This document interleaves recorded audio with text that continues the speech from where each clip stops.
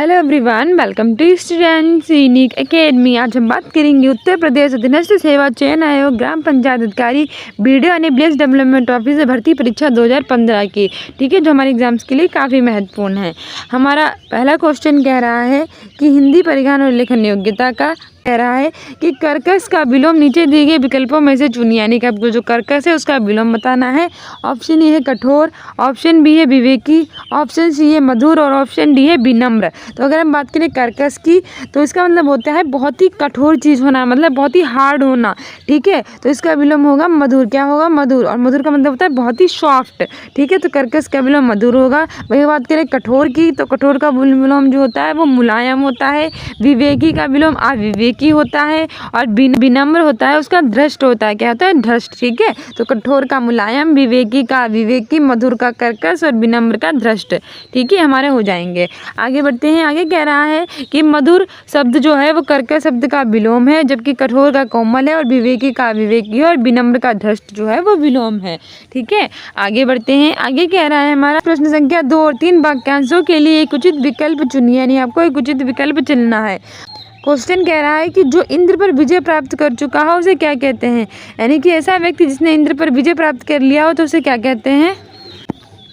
Option A है इंद्रजय, option B है Indu, option C है इंद्रजीत और ऑप्शन डी है जितेंद्री। तो वह व्यक्ति जिसने इंद्र पर विजय प्राप्त कर लिया हो उसे हम कहते हैं इंद्रजीत। क्या कहते हैं? इंद्रजीत, अर्थात इंद्र को जीतने वाला।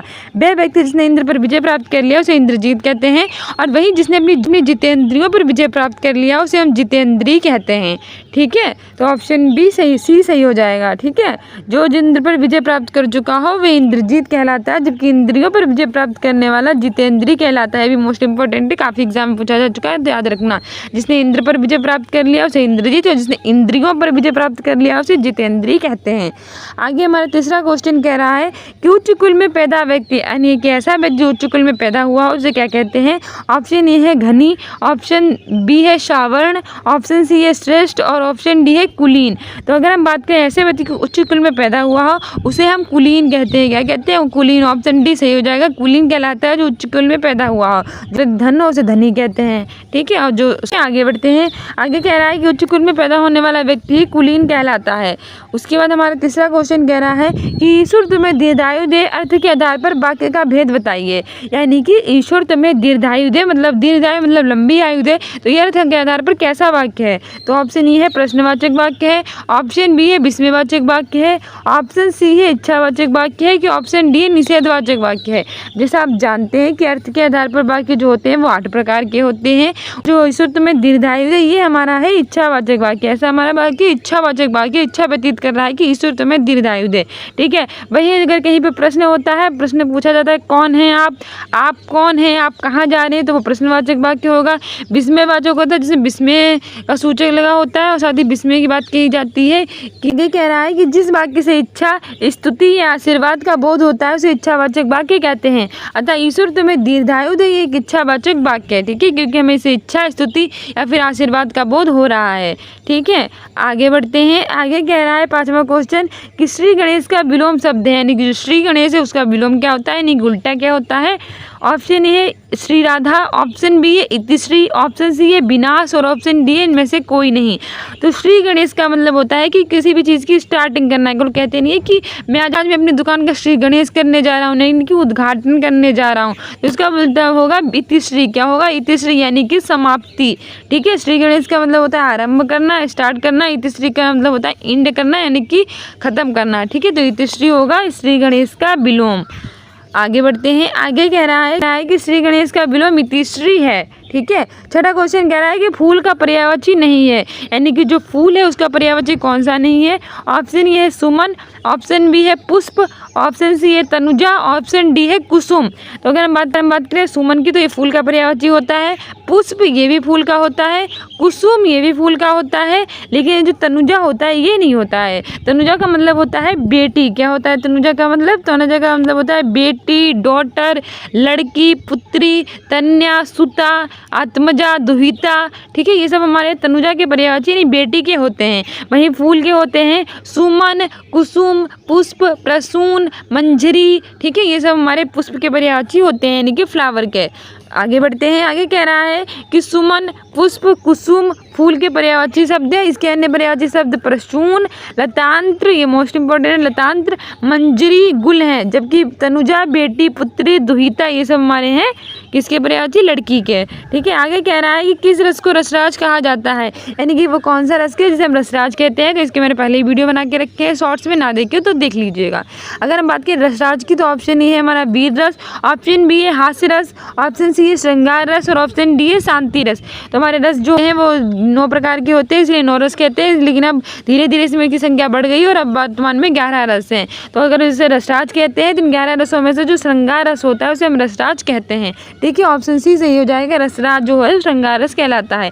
श्रृंगार रस का जो स्थायी भाव होता है वो रति होता है और इसका फेमस उदाहरण है आम को रूप निहारत जानकी, कंकन के नग की परछाई, याते सब सुध भूल गई, कर टेक रही पलटारत नाही। ठीक है, इसमें जो माता सीता है वो भगवान राम की परछाई तो अपने कंगन के नग यानी कि शीशे में देखती हैं, अपने कंगन के नग में देखती हैं और एक पल भी अपनी आंखों को इधर उधर नहीं करती है कि कहीं उन्होंने अपनी आंखें इधर उधर की और भगवान राम की जो मनमोहक छवि है वो उनकी दृष्टि से ओझल ना हो जाए। ठीक है, ये हमारा संयोग श्रृंगार रस का उदाहरण है। इसके अतिरिक्त एक वियोग श्रृंगार रस भी होता है। इसका फेमस उदाहरण है खग मृग है मधुकर श्रेणी, तुम देखी सीता मृगनेनी। इस फेमस उदाहरण में भगवान राम जब वन को चले जाते हैं तो माता सीता को अपहरण रावण कर लेता है छल से। तो भगवान राम को ढूंढते हुए कहते हैं कि हे खग, हे मृग, हे मधुकर श्रेणी, क्या तुमने मेरी सीता को मृग के समान आंखों वाली सीता को कहीं देखा है? तो ये हमारा वियोग श्रृंगार रस है और दूसरा हमारा संयोग श्रृंगार रस है। दोनों का स्थायी भाव रति होता है और इसे हम रसराज कहते हैं। ठीक है, वहीं जो वीर रस होता है उसका स्थायी भाव जो होता है वो उत्साह होता है। जो हमारा हास्य रस है इसका हास होता है और जो शांति रस होता है इसका स्थायी भाव होता है निर्वेद। क्या होता है? निर्वेद। ठीक है, जो हमारा वीर रस होता है इसका भाव उत्साह होता है, हास्य रस का स्थायी भाव हास होता है, श्रृंगार रस का रति होता है और शांति रस का निर्वेद होता है। ठीक है, आगे बढ़ते हैं। आगे कह रहा है कि श्रृंगार रस को रसराज की उपमा से अलंकृत किया गया है। 8वां क्वेश्चन कह रहा है कि मन रे तन कागज का पुतला, लागे बूंद बिनिस जाए छिन में, गर्व करे क्या इतना। इन पंक्तियों में कौन सा रस है? यानी ये भक्ति रस, ऑप्शन बी है श्रृंगार रस, ऑप्शन सी है करुण रस और ऑप्शन डी है शांत रस। तो इसमें बात की गई है मन रे तन कागज का पुतला, यानी कि हमारा मन है, हमारा तन है, हमारा शरीर है, ये कागज के पुतले के समान है। लागे बूंद बिनिस जाए छिन में, गर्व करे क्या इतना, यानी कि भगवान एक अपनी माया दिखाते हैं और हमारा ये शरीर पल भर में नष्ट हो जाता है, इसमें इतना गर्व करने की क्या आवश्यकता है। तो इसमें बात की गई है शांत रस की। किसकी? शांत रस की बात की है, तो ऑप्शन डी सही हो जाएगा और इसका स्थायी भाव निर्वेद होता है। ठीक है, वहीं जो श्रृंगार रस होता है इसके 2 भेद होते हैं, संयोग श्रृंगार है, वियोग श्रृंगार रस। संयोग श्रृंगार रस का स्थायी भाव रति होता है और वियोग श्रृंगार रस का स्थायी भाव भी रति ही होता है। इसके उदाहरण मैंने आपको पहले ही बता दिया है। करुण रस होता है, इसका स्थायी भाव शोक होता है। इसका फेमस उदाहरण है कि अभी तो मुकुट बंधा था, माथ हुए कही हल्दी के, हाथ खुले भी ना थे लाज के, बोल खिले थे चुम्बन सुन कपिल, हाय रुक गया यही संसार, बड़ा सिंदूर अनलंगार, बात है लतिका ये सुकुमार, पड़ी थी छिन्न धार। इसमें एक लड़की होती है जिसका अभी विवाह हुआ होता है, वो अपने अभी तो मुकुट बंधा था माथ में, अभी अभी एक लड़की का मुकुट बंधा था, यानी भी उसके विवाह हुआ था, वो कल ही हल्दी के हाथ, अभी भी उसके हल्दी लगी थी, खिले भी ना थे लाज के बोल, यानी अभी उसने अपनी ज़िंदगी के अभी मनोहक पलों को यानी कि सुंदर पलों को जिया तक नहीं था, अभी उन्होंने लाज के बोल तक नहीं खिले थे चिम्मन शून्य कपोल, हाय रुक गया यही संसार। अब उसका संसार यहीं पर रुक गया है क्योंकि उसके पति की मृत्यु हो गई है और लाश उसके सामने पड़ी हुई है। ठीक है, और जो हमारा भक्ति रस होता है इसका स्थायी भाव होता है देवव्रति अनुराग। ठीक है, आगे बढ़ते हैं। आगे कह रहा है कि जिन विषयों या फिर उद्दीपनों से परमात्मा के वास्तविक रूप का ज्ञान होता है और अन्य विषयों से वैराग्य हो जाता है उसे हम शांत रस कहते हैं। यानी कि जिन विषय उद्दीपनों से हमें परमात्मा के वास्तविक रूप होता है उसके बारे में पता चलता है और अन्य विषयों से हमें वैराग्य हो जाता है तो उसे हम शांत रस कहते हैं। जैसे हमारा फेमस उदाहरण था मंदिर कागज का पुतला, लागे बूंद बिनिस जाए छल में, गर्व करे क्या इतना। इस पद में कवि ने तन को यानी कि कागज के पुतले के समान माना है कि हमारा जो शरीर है वो कागज के पुतले के समान है जो कि क्षणिक भर में पानी की बूंदों से नष्ट हो सकता है। फिर भी हम इस तन पर इतना गुमान क्यों करते हैं, यानी इतना अहंकार क्यों करते हैं। यहाँ पर कवि तन को छोड़कर परमात्मा के प्रति अनुराग पैदा करता है। तो अपव्यक्त पद में कौन सा रस है? शांत रस है। ठीक है, आगे कह रहा है कि नवा क्वेश्चन कि जिस छंद में 4 चरण और प्रत्येक चरण में 16 मात्राएं होती हैं वह कहलाता है। यानी कि ऐसा छंद जिसमें 4 चरण चरण होते हैं और प्रत्येक चरण में 16 मात्राएं होती है, तो वो क्या कहलाता है? ऑप्शन ए है दोहा, ऑप्शन बी है सोरठा, ऑप्शन सी है रोला और ऑप्शन डी है चौपाई। तो एक ऐसा छंद जिसमें 4 चरण होते हैं और प्रत्येक चरण में 16 मात्राएं होती हैं, तो वो हमारा कहलाता है चौपाई। क्या कहलाता है? चौपाई। ठीक है, ऑप्शन डी सही हो जाएगा। चौपाई हमारा एक सममात्रिक छंद होता है, इसमें 4 चरण होते हैं और प्रत्येक चरण में 16 मात्राएं होती हैं। ठीक है, आगे बढ़ते हैं। आगे कह रहा है कि चौपाई एक सममात्रिक छंद है, इसमें 4 चरण होते हैं और प्रत्येक चरण में 16 मात्राएं होती हैं। चरण के अंत में दीर्घ गुरु के बाद ह्रस्व लघु वर्ण आना वर्जित है, यानी कि पहले जो दीर्घ गुरु है उसके बाद जो ह्रस्व लघु वर्ण है वो नहीं आ सकता। ठीक है, वर्जित है। उदाहरण है इसका फेमस, गुरुपद राज मृदु मंजुल अंजन नयन अमी दृगदोष विभंजन तेहि करी विमल विवेक विमोचन वर्णो रामचरित भव मोचन। ठीक है, आगे कह रहा है 10वां क्वेश्चन कि कल्प वृक्ष का पर्यायवाची है, यानी कि जो कल्प वृक्ष है उसका क्या पर्यायवाची है? ऑप्शन ए है पारिजात, ऑप्शन बी है कल्पतरु, ऑप्शन सी है देववृक्ष और ऑप्शन डी है ये सभी। तो अगर हम बात करें कल्प वृक्ष की तो इसका फेमस पर्यायवाची है ऑप्शन ए है पारिजात, ऑप्शन बी है कल्पतरु और ऑप्शन सी है देववृक्ष, यानी कि सभी है। ऑप्शन डी सही हो जाएगा, ये सभी कल्प वृक्ष के फेमस पर्यायवाची है कल्पतरु, पारिजात और देववृक्ष। ठीक है, यानी ऑप्शन डी सही हो जाएगा। आगे बढ़ते हैं। आगे कह रहा है कि पारिजात, कल्पतरु, देववृक्ष, देवद्रम, मंदार, हरिचंदन, कल्पद्रुम आदि कल्प वृक्ष के पर्यायवाची शब्द हैं। ठीक है, 11वां क्वेश्चन कह रहा है कि हिंदी की आदि जननी क्या है, यानी कि जो हिंदी है उसकी आदि जननी क्या है? ऑप्शन ए है पाली, ऑप्शन बी है संस्कृत, ऑप्शन सी है अपभ्रंश और ऑप्शन डी है प्राकृत। अगर बात करें हिंदी की तो इसकी आदि जननी है हमारी अपभ्रंश। क्या है? ऑप्शन सी सही हो जाएगा, जो अपभ्रंश है वो हिंदी की आदि जननी है। ये तुम्हारा ऑप्शन बी सही हो जाएगा, संस्कृत। जो हिंदी की आदि जननी है वो हमारी संस्कृत हो जाएगी। संस्कृत, पाली, प्राकृत, अपभ्रंश, अपभट्ट और हिंदी। ठीक है, ये हमारे भाषा का क्रम है, यानी कि सबसे पहले संस्कृत आई, फिर पाली आई, फिर प्राकृत आई, फिर अपभ्रंश आई, फिर अपभट्ट आई, फिर हिंदी आई। ठीक है, आगे बढ़ते हैं। आगे कह रहा है कि वैदिक संस्कृत से हिंदी भाषा का विकास हुआ है। संस्कृत भाषा के तत्व भारत की सभी भाषाओं में समान रूप से मिलते हैं। जिस रूप से आज हिंदी भाषा बोली और समझी जाती है वह खड़ी बोली का साहित्यिक रूप है, जिसका विकास मुख्यतः 19वीं शताब्दी के प्रारंभ में हुआ था। ठीक है, यानी वैदिक संस्कृत से हिंदी भाषा का विकास हुआ और संस्कृत भाषा के तत्व भारत के सभी भाषाओं में हमने वितरित कर दिए और जिस रूप में आज हम हिंदी बोलते हैं और समझते हैं वो खड़ी बोली का साहित्यिक रूप है और जिसका विकास कब हुआ था? 19वीं शताब्दी के प्रारंभ में हुआ था। ठीक है, आगे बढ़ते हैं। आगे कह रहा है कि हिंदी दिवस कब मनाया जाता है, यानी कि जो हिंदी दिवस है वो कब मनाते हैं? ऑप्शन ए है 14 अक्टूबर, ऑप्शन बी है 14 सितंबर, ऑप्शन सी है 11 जून और ऑप्शन डी है 15 अक्टूबर। तो अगर हम बात करें हिंदी दिवस की तो वो हम मनाते हैं 14 सितंबर को। ठीक है, कब मनाते हैं? 14 सितंबर को हम हिंदी दिवस मनाते हैं। आगे बढ़ते हैं। आगे कह रहा है कि 14 सितंबर हिंदी दिवस के रूप में मनाया जाता है। उसके बाद हमारा 13वां क्वेश्चन कह रहा है कि दिन रात अध्ययन करके भी वह प्रथम स्थान ना प्राप्त कर सका। नीचे दिए गए विकल्पों में से एक वाक्य रेखांकित शब्द की वर्तनी बताइए, यानी कि जो ये अध्ययन शब्द रेखांकित है इसकी वर्तनी शुद्ध क्या होगी? ऑप्शन ए है अध्ययन, ऑप्शन बी है अध्ययन, ऑप्शन बी है अध्ययन और ऑप्शन डी है अध्ययन। तो हमारा सही हो जाएगा अध्ययन, यानी कि जैसे ही दिया गया सेम बिल्कुल लिखा जाएगा अध्ययन। ठीक है, तो अध्ययन की शुद्ध वर्तनी होगी हमारी ऐसे करके अध्ययन। ठीक है, अध्ययन, यानी ऑप्शन जो हमारा बी है वो बिल्कुल सही हो जाएगा। आगे बढ़ते हैं। आगे कह रहा है कि शुद्ध वर्तनी शब्द है दिन रात अध्ययन करके भी प्रथम स्थान प्राप्त ना कर सका। ठीक है, क्वेश्चन कह रहा है कि आविकारी शब्द क्या होता है, यानी कि जो आविकारी शब्द होता है वो क्या होता है? ऑप्शन ए है संज्ञा, ऑप्शन बी है सर्वनाम, ऑप्शन सी है अव्यय और ऑप्शन डी है विशेषण। तो अगर हम बात करें आविकारी शब्द की तो वो होता है हमारा अव्यय। ठीक है, जो अव्यय होता है वो हमारा आविकारी शब्द होता है, क्योंकि 2 शब्द होते हैं विकारी और अविकारी। इसमें संज्ञा, सर्वनाम, विशेषण और क्रिया ये हमारी विकारी होती है, वे होता है वो अविकारी शब्द होता है। ठीक है, आगे कह रहा है कि जिन शब्दों के रूपों में लिंग, वचन और कारक के अनुसार कोई परिवर्तन नहीं होता उन्हें अविकारी शब्द कहते हैं। यानी कि ऐसे शब्द जिससे हमें लिंग, वचन और कारक का कोई परिवर्तन नहीं होता उनका प्रयोग करने से तो उन्हें हम अविकारी शब्द कहते हैं। जैसे कि आगे, पीछे, ऊपर, नीचे, यहाँ, वहाँ, ये हमारे वर्ड से आगे, पीछे, ऊपर, नीचे, यहाँ, वहाँ, ये सब होते हैं हमारे अविकारी शब्द। क्या? और ये अविकारी शब्द को ही अव्यय कहा जाता है और इसके कितने भेद होते हैं? 4 होते हैं। कौन कौन से? क्रिया विशेषण, संबंध बोधक, समुच्चय बोधक और विस्मृति बोधक। ठीक है, याद रखना, मोस्ट इंपोर्टेंट है हमारे एग्जाम्स के लिए कि जो हमारे ऐसे शब्द जिनका लिंग, वचन और कारक के अनुसार कोई परिवर्तन नहीं होता उन्हें हम अविकारी शब्द कहते हैं, जैसे कि आगे, पीछे, ऊपर, नीचे, यहाँ, वहाँ आदि। और अविकारी शब्द को ही हम अव्यय भी कहते हैं। और ये हमारे 4 प्रकार के होते हैं: क्रिया विशेषण, संबंध बोधक, समुच्चय बोधक और विस्मृति बोधक। ठीक है, और वही जो विकारी शब्द होते हैं उनका लिंग, वचन, क्रिया के अनुसार परिवर्तन होता है और ये हमारे होते हैं संज्ञा, सर्वनाम, विशेषण और क्रिया। ठीक है, आगे बढ़ते हैं। आगे हमारा 15वां क्वेश्चन कह रहा है कि हिंदी वर्णमाला में व्यंजनों की संख्या है, यानी कि जो हिंदी वर्णमाला में व्यंजन है वो कितने होते हैं? ऑप्शन ए है 32, ऑप्शन बी है 34, ऑप्शन सी है 33 और ऑप्शन डी है 36। तो अगर हम बात करें हिंदी वर्णमाला में व्यंजनों की संख्या की तो वो हमारी ऑप्शन सी से हो जाएगा 33। ठीक है, हिंदी वर्णमाला में 33 व्यंजन होते हैं।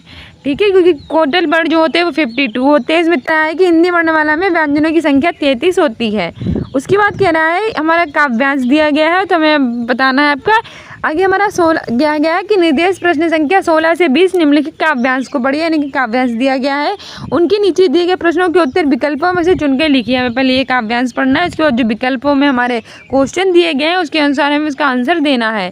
तो हमारा कह रहा है कि कुछ भी बन बस कायर मत बन, ठोकर मार पटक मत माथा, तेरी राह रोते पाहन, कुछ भी बन बस कायर मत बन। ठीक है, हमें अभी कह रहा है कि तुम कुछ भी बन जाओ लेकिन अपनी ज़िंदगी में कायर मत बनो। लेकिन क्योंकि जो कायर व्यक्ति होता है उसको पूरी दुनिया धिक्कारती है, उन्हें पटक मारती है, यानी कि उसे ठोकरें मारती है। तेरी राहें रोकते पाहन, पाहन मतलब होता है पत्थर। तुम्हारी राहें जो होती है, तुम्हारी जो राहें होती है वो पत्थर रोकेंगे। कुछ भी बनो लेकिन तुम कायर मत बनो। ठीक है, आगे कह रहा है ले देकर जीना क्या जीना, कब तक गम के आंसू पीना, मानवता ने तुझको सींचा बहा युगों तक व्यूहित पसीना, बहा युगों तक खून पसीना। यानी कि किसी को ले देकर, यानी कि अपनी ज़िंदगी को व्यर्थ में जीकर भी कोई जीना होता है, हर समय आंसू बहाते रहना यानी रोते रहना और अपनी जीवन धक्काते रहना, ये भी कोई जीना होता है। तो हमारा 16वां क्वेश्चन कह रहा है कि कभी क्या करने की प्रेरणा दे रहा है, यानी कि कभी जो है वो क्या करने की प्रेरणा दे रहा है। ऑप्शन ए है गम के आंसू पीने की, ऑप्शन बी है आत्मसमर्पण करने की, ऑप्शन सी है रुकावटों को ठोकर मारने की और ऑप्शन डी कुछ भी ना बनने की। तो हमारा जो ये काव्यांश था इसमें हमारा कवि कह रहा था कि कुछ भी बन बस कायर मत बन, यानी कि जो रुकावटें थी उनको ठोकरें मारने की प्रेरणा दे रहा था, यानी ऑप्शन सी सही हो जाएगा। कवि क्या करने की प्रेरणा दे रहा था? वो रुकावटों को ठोकर मारने की प्रेरणा दे रहा था। ठीक है, कह रहा है कि उक्त पंक्ति में कवि का भाव जीवन में आने वाली सभी कठिनाइयों को डटकर सामना करने से है। कवि कायर व्यक्ति के जीवन को व्यर्थ बताता है। कवि कहता है कि कायर व्यक्ति का जीवन होता है वो व्यर्थ होता है, इसलिए जीवन में कायर नहीं बनना चाहिए और आने जीवन में आने वाली जो कठिनाइयाँ उनका सामना करना चाहिए। ठीक है, आगे बढ़ते हैं। आगे कह रहा है हमारा 17वां क्वेश्चन कि इन पंक्तियों में कायर का अर्थ है, यानी कि इन पंक्तियों में जो कायर है उसका क्या अर्थ है। ऑप्शन ए है सहज, ऑप्शन बी है समझौतावादी, ऑप्शन सी है चालाक और ऑप्शन डी है दुष्ट। तो कायर का मतलब होता है यहाँ समझौतावादी। ठीक है, ऑप्शन बी सही हो जाएगा। कभी कह रहा है कि कुछ भी बन बस कायर मत बन, मैंने कुछ भी जीवन में बन जाओ लेकिन समझौतावादी मत बनो। ठीक है, तो ऑप्शन बी सही हो जाएगा, समझौतावादी। आगे बढ़ते हैं। आगे कह रहा है कि कवि के अनुसार कायर वह व्यक्ति है जो जीवन की कठिनाइयों से समझौता कर लेता है। ठीक है, 18वां क्वेश्चन कह रहा है कि कुछ भी बन बस कायर मत बन कवि ने क्यों कहा है। तो ऑप्शन ए कुछ भी बनना आसान है, ऑप्शन बी कुछ भी बनना मुश्किल है, ऑप्शन सी है कायर मनुष्य का जीवन व्यर्थ है और ऑप्शन डी है कायर मनुष्य अच्छा नहीं होता। तो कुछ भी बन बस कायर मत बन, इसका मतलब होता है कि जो कायर मनुष्य होता है उसका जीवन व्यर्थ होता है। ठीक है, ऑप्शन सी सही हो जाएगा। कायर व्यक्ति का जीवन जो होता है, मनुष्य का जीवन वो व्यर्थ होता है। आगे कह रहा है कि कभी कायर न बनने की प्रेरणा दे रहा है क्योंकि कायर व्यक्ति का जीवन व्यर्थ होता है। 19वां क्वेश्चन कह रहा है कि पाहन शब्द का पर्यायवाची है, यानी कि जो पाहन है उसका क्या पर्यायवाची है। ऑप्शन ए है मेहमान, ऑप्शन बी है पेड़, ऑप्शन सी है पत्थर और ऑप्शन डी है पर्वत। तो अगर हम पाहन की बात करें तो इसका मतलब होता है पत्थर। क्या होता है? पत्थर, यानी ऑप्शन सी सही हो जाएगा। पाहन शब्द का पर्यायवाची होता है पत्थर, पाषाण। ठीक है, और ये जो मेहमान होता है इसे गेस्ट कहते हैं। इसका अतिथि, अभ्यागत, आगंतुक, पहुना, ये सारे पर्यायवाची होते हैं। और पेड़ के होते हैं पाँव, पद, पग, फूट। ठीक है, और जो पर्वत होते हैं उसका माउंटेन कहते हैं और इसके होते हैं पहाड़, पर्वत, गिरी, अचला। ठीक है, ये सब होते हैं। आगे बढ़ते हैं। आगे कह रहा है कि पाहन शब्द का शाब्दिक अर्थ, आगे कह रहा है कि पाहन का शाब्दिक अर्थ है पत्थर। 20वां क्वेश्चन क्या है कि कवि के अनुसार किस प्रकार का जीवन व्यर्थ है? तो ऑप्शन ए आदर्शवादी, ऑप्शन बी समझौतावादी, ऑप्शन सी है खून पसीना बहाकर, ऑप्शन डी है रुकावट को ठोकर मारने वाला। तो ऐसा व्यक्ति जिसका जीवन व्यर्थ होता है वो कहलाता है समझौतावादी, यानी कवि के अनुसार समझौतावादी व्यक्ति का जीवन व्यर्थ होता है। ठीक है, ऑप्शन बी सही हो जाएगा। आगे बढ़ते हैं। आगे कह रहा है कि व्यक्तिपंथी के अनुसार समझौतावादी व्यक्ति का जीवन जो होता है वो व्यर्थ होता है। समझौतावादी व्यक्ति से आशय है कि दुखों और कठिनाइयों से सहते रहने वाला व्यक्ति। ठीक है, वो व्यक्ति जो अपने जीवन में आने वाले दुखों और कठिनाइयों को सामना नहीं करता, वो उसे सहता रहता है और कुछ भी नहीं करता लाइफ में, उसे समझौतावादी कहते हैं। 21वां क्वेश्चन कह रहा है कि समाज में पहला पद संख्यावाचक होता है, यानी वो कौन सा समाज है जिसमें पहला पद संख्यावाचक होता है? ऑप्शन ए है अविभाव समाज, ऑप्शन बी है द्विगु समाज, ऑप्शन सी है द्वंद्व समाज और ऑप्शन डी है कर्मधारय समाज।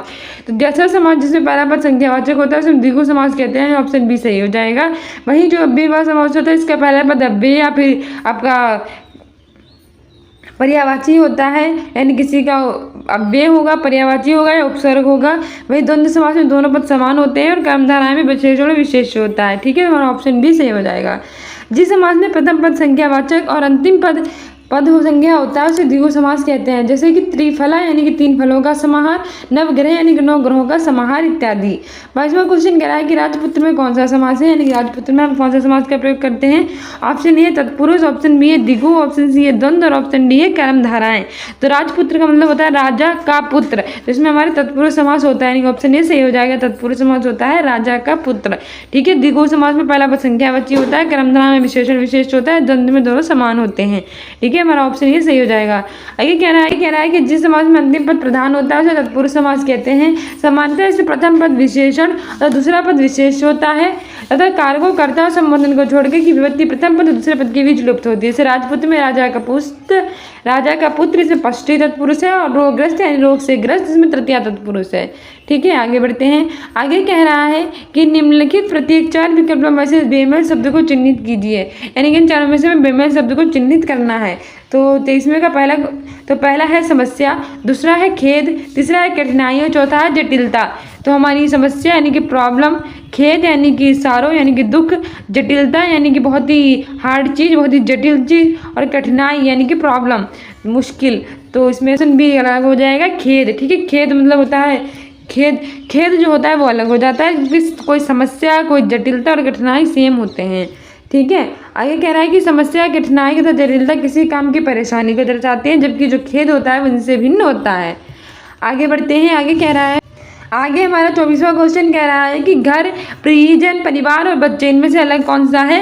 तो हमारा घर, परिवार, परिजन, बच्चों में से बात करें तो परिवार यानी कि फैमिली, पर परिजन यानी कि जो हमारे प्रिय होते हैं, और बच्चे तो सेम होते हैं, लेकिन जो घर होता है वो अलग होता है, यानी ऑप्शन ये सही हो जाएगा घर। ठीक है, इन चारों में से घर भिन्न है। कह रहा है कि परिवार, परिजन के बच्चे रिश्तों को दर्शाते हैं, जबकि घर जो होता है वो इनसे भिन्न होता है। ठीक है, सही हो जाएगा। 25वां क्वेश्चन कह रहा है कि जिस समास का पूर्व पद यानी कि पहला पद प्रधान होता है उसे कौन सा समास कहते हैं? ऑप्शन ए है संबंध तत्पुरुष, ऑप्शन बी है कर्मधाराएं, ऑप्शन सी है अविभाव समास, ऑप्शन डी है द्वंद्व समास। यानी कि ऐसा समास जिसमें पूर्व पद यानी पहला पद प्रधान होता है तो उसे हम कहते हैं अविभाव समास। क्या कहते हैं? अविभाव समास कहते हैं, जिससे पहला पद प्रधान होता है या अव्यय होता है। ठीक है, तो हमारा सही है अविभाव समास। उसका पहला प्रथम पद प्रधान यानी कि अविभाव समास का प्रथम पद प्रधान और अव्यय होता है। प्रायणी शब्दों का प्रयोग क्रिया विशेषण की भांति होता है, जैसे प्रतिदिन में दिन दिन, यथार्थ में अर्थ के अनुसार, बेकाम में बिना काम का इत्यादि। ठीक है, प्रतिदिन, यथार्थ और बेकाम ये सब हमारे हैं अविभाव समास। आगे बढ़ते हैं। आगे कह रहा है दिए गए विकल्पों में से निर्गुण भक्ति काव्य के प्रमुख कवि कौन है? तो ऑप्शन ए है सूरदास, ऑप्शन बी है कबीर, ऑप्शन सी है तुलसीदास और ऑप्शन डी है केशवदास। तो निर्गुण भक्ति काव्य के कवि कौन है? तो हमारा ऑप्शन बी से हो जाएगा कबीरदास। जो हमारे कबीरदास है वो निर्गुण भक्ति काव्य के कवि हैं। ठीक है, कह रहा है कि कवि निर्गुण भक्ति धारा के ऐसे कवि हैं जो संत होने के बाद भी पूरी तरह से गृहस्थ जीवन का निर्वाह किया। इन्होंने जाति प्रथा, धार्मिक कर्मकांड, बाहरी आडंबर, मूर्ति पूजा, जप तप, अवतारवाद आदि का घोर विरोध करते हुए एक ईश्वरवाद और निराकार ब्रह्म की उपासना को महत्व दिया था। ठीक है, जो कबीरदास थे वो निर्गुण भक्ति धारा के कवि थे। 27वां क्वेश्चन कह रहा है कि भारतीय संविधान में किस भाषा को राजभाषा के रूप में स्वीकार किया गया है? यानी हमारी कौन सी भाषा है जिसे हम राजभाषा के रूप में स्वीकार करते हैं? ऑप्शन ए है अंग्रेजी, ऑप्शन बी है उर्दू, ऑप्शन सी है हिंदी और ऑप्शन डी है तमिल। तो अगर हम बात करें राजभाषा की तो हमारा ऑप्शन सी सही हो जाएगा। जो हिंदी है उसे हमने राजभाषा के रूप में स्वीकार किया है आर्टिकल 343 के तहत। ठीक है, आगे बढ़ रहे हैं। आगे कह रहा है कि संविधान के भाग 17 के अनुच्छेद 343 के अनुसार संघ की राजभाषा हिंदी और जो लिपि है वो देवनागरी होगी। ठीक है, भाग 17 है, आर्टिकल 343 है, उसमें कहा गया है कि संघ की राजभाषा हिंदी और जो लिपि होगी वो देवनागरी होगी, याद रखना। 28वां क्वेश्चन कह रहा है कि कामयानी महाकाव्य के रचयिता कौन है, यानी कि जो कामयानी महाकाव्य उसके रचयिता कौन है। ऑप्शन ए है सूरदास, ऑप्शन बी है प्रेमचंद्र, ऑप्शन सी है जयशंकर प्रसाद और ऑप्शन डी है कबीरदास। तो अगर हम बात करें कामयानी महाकाव्य की तो इसके रचयिता हैं हमारे जयशंकर प्रसाद। ठीक है, ऑप्शन सी सही हो जाएगा, जयशंकर प्रसाद है कामयानी महाकाव्य के रचयिता। इसके अतिरिक्त आंसू, लहर, झरना ये सब हमारी जयशंकर प्रसाद की हैं। और जो सूरदास है इसकी सुरसागर, सरावली और साहित्य लहरी हैं। कबीरदास की जो है वो निर्गुण भक्तिधारा के कवि थे। जो प्रेमचंद ने इनकी गोदान, नमक का दरोगा, निर्मला और प्रेम भूमि, कर्म भूमि, रंग भूमि ये सब हैं। ठीक है, आगे बढ़ते हैं। आगे कह रहा है कि महाकाव्य कामयानी के रचयिता जयशंकर प्रसाद जी हैं। इनके द्वारा रचित अन्य काव्य चित्राधार, कानन कुसुम, झरना, आंसू लहर और प्रेम पथिक। ठीक है, 29वां क्वेश्चन कह रहा है कि पृथ्वीराज रासो किस काव्य की रचना है, यानी जो पृथ्वीराज रासो है वो किस काल की रचना है। ऑप्शन ए है आदिकाल, ऑप्शन बी है रीतकाल, ऑप्शन सी है भक्तिकाल, ऑप्शन डी है आधुनिक काल। तो अगर हम बात करें पृथ्वीराज रासो की तो वो हमारी रचना है आदिकाल की। ठीक है, ऑप्शन ये सही हो जाएगा, पृथ्वीराज रासो आदिकाल की रचना है। पृथ्वीराज रासो आदिकाल की रचना है। इसकी रचयिता चंद्रवरदाई है। कौन है पृथ्वीराज रासो की? चंद्रवरदाई हैं। और इनकी अन्य रचनाएं हैं बीसल देव, आदिकाल की अन्य रचनाएं हैं बीसल देव रासो जो कि नृपत नाल्हा ने लिखी है, परमार रासो जो कि जागनिक ने लिखी है और विजयपाल रासो जो कि नल्ल सिंह ने लिखी है। याद रखना, पृथ्वीराज रासो आदिकाल की रचना है, इसकी रचना चंद्रवरदाई है। और आदिकाल की अन्य रचनाओं के बारे में पूछे तो बीसल देव रासो होगी जो कि नृपत नाल ने लिखी है, परमार रासो जो कि जगनिक ने लिखी है और विजयपाल रासो जो कि नल्ल सिंह ने लिखी है। ठीक है, आगे बढ़ते हैं। आगे कह रहा है कि दिव्य सावधान का समय, मेघ में आसमान से उतर रही वह संध्या सुंदर परिसी, धीरे धीरे धीरे। इन पंक्तियों में कौन सा अलंकार है, यानी कि ऑप्शन ए है रूपक अलंकार, ऑप्शन बी है उपमा अलंकार, ऑप्शन सी है श्लेष अलंकार, ऑप्शन डी है मानवीकरण अलंकार। तो अगर हम बात करें दिव्य सावधान का समय, मेघ में आसमान से उतर रही है वह संध्या सुंदर परिसी, धीरे धीरे धीरे, तो इसमें हमारा ऑप्शन डी हो जाएगा, मानवीकरण अलंकार है। ठीक है, क्योंकि क्या हुआ है इसमें बताया गया है कि हमारी इवनिंग का टाइम है और जो मेघ है यानी कि जो आसमान है उसमें से एक संध्या सुंदर है और संध्या सुंदर परी से उतर रही है धीरे धीरे धीरे, यानी कि जो इवनिंग है वो परी जैसा उतर रही है, लेकिन निर्जीव वस्तु की तुलना सजीव वस्तु से कर दी है जो कि असंभव है, इसीलिए यहाँ पे मानवीकरण अलंकार का प्रयोग हुआ है। ठीक है, ऑप्शन डी सही हो जाएगा। आगे कह रहा है जिस पंक्ति में निर्जीव वस्तु का वर्णन सजीव मानव की तरह किया जाता है, निर्जीव वस्तु का मानवीकरण जो होता है वो कर दिया जाता है, तो वहाँ पे मानवीकरण अलंकार होता है। ठीक है, आगे कह रहा है कि हिंदी शब्दकोश में छा का क्रम किस वर्ण के बाद आता है, यानी कि हिंदी शब्दकोश में जो छा होता है वो किसके बाद होता है। ऑप्शन ए का, ऑप्शन बी छा, ऑप्शन सी ये ता, ऑप्शन डी ज्ञा। तो अगर हम बात करें छा की तो वो मिलकर बनता है का प्लस सा से, तो हमारा ऑप्शन ए सही हो जाएगा। जो हिंदी वर्णमाला में छा का क्रम होता है वो का के बाद आता है। ठीक है, आगे कह रहा है कि हिंदी शब्दकोश में छा का क्रम का के बाद आता है, अर्थात का प्लस सा के बाद ये का के बाद आ जाएगा।